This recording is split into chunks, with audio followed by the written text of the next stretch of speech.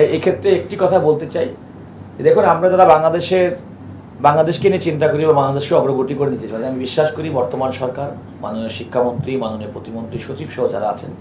তারা প্রত্যেকেই শিক্ষাকে সর্বাধিক গুরুত্ব দিচ্ছেন এবং সর্বাধিক গুরুত্ব দেওয়ার পদক্ষেপ হিসেবে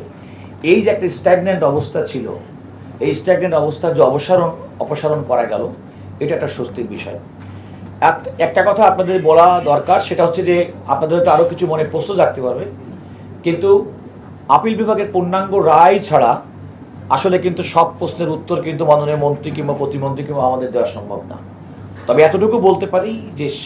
প্রধান শিক্ষকের নিয়োগের ক্ষেত্রে, শূন্য পদের নিয়োগের ক্ষেত্রে দীর্ঘদিনের যে অচলাবস্থা,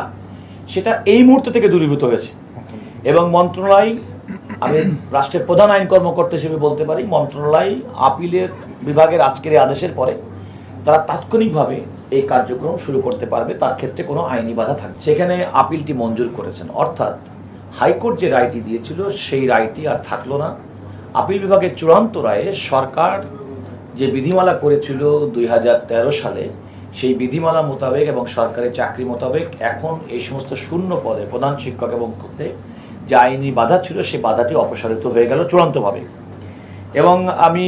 যে কথাটি বলতে চাই যে একটা দেশের, এত বড় একটা দেশের বিপুল সংখ্যক প্রধান শিক্ষকের পদ শূন্য এবং দীর্ঘদিন পর্যন্ত, কারণ আপনারা মন্ত্রী সাহেব যথার্থই বলেছেন 2017 সালে রিট পিটিশন হয়েছে, 2019 সালে হাইকোর্ট রায় দিয়েছে। আপনারা জানেন যে আজকে বাংলাদেশের মাননীয় প্রধান বিচারপতি নেতৃত্বে সুপ্রিম কোর্টের আপিল বিভাগের 4 জন বিচারপতি সর্বসম্মতভাবে